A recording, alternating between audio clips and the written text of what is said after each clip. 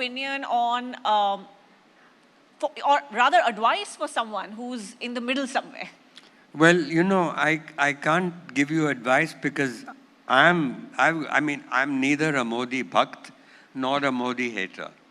There are just two kinds of people today. So you're right in the middle. That's exactly what I'm talking about. Yeah. Yeah. So I think a lot of people are in the middle, and I'm a liberal, meaning I don't trust the Congress party. That the economics of the Congress party will always make a false trade-off between growth and equity. And given they don't realize that the real growth of the economy depends on creating jobs, investment, respecting the business world.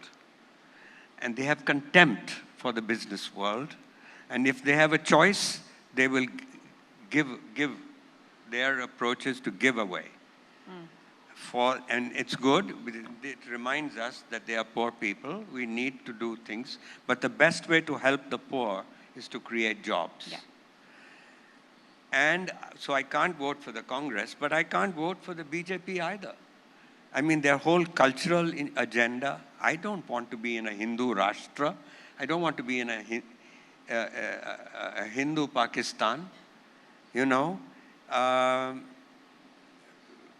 we created a very exceptional political democracy, and it was thanks to this. I mean, we were created by saints: Gandhi, Nehru, Patel, Jinnah. I mean, not Jinnah, but a lot of other guys.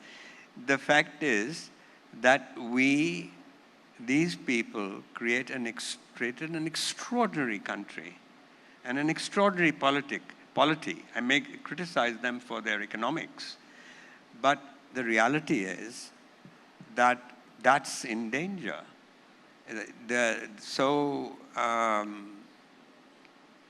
But I'll tell you one thing.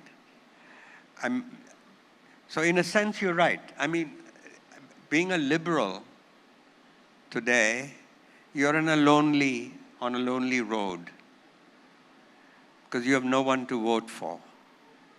However, I believe that there's a lot of, as long as we can keep our democracy and we have the choice every 5 years, I believe the shelf life of Hindutva is limited. And why it's limited? Because it goes against the temper of the country.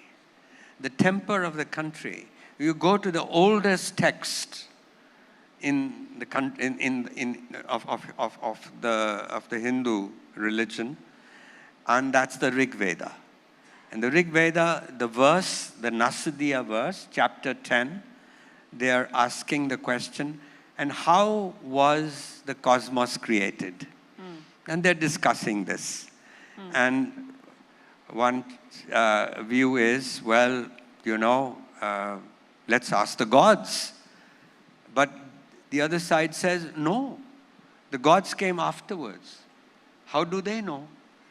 Then they say, well, let's ask the Brahmins.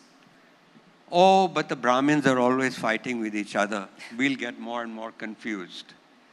And finally, the conclusion of this verse is, maybe we don't know.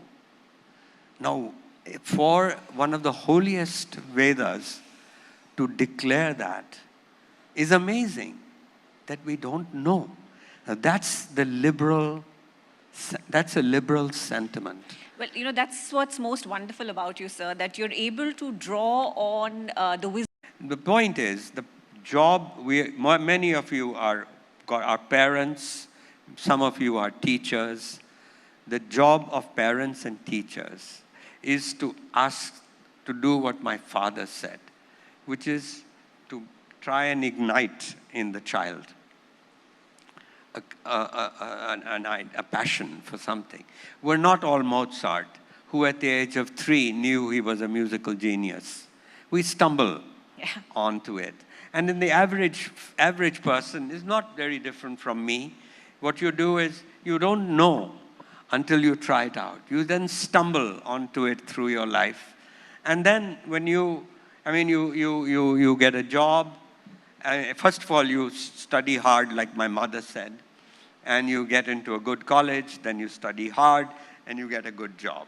And then you get a good job, you climb up the ladder, and you get a bigger house, you get a wife, you get children, and you repeat the same thing with your children.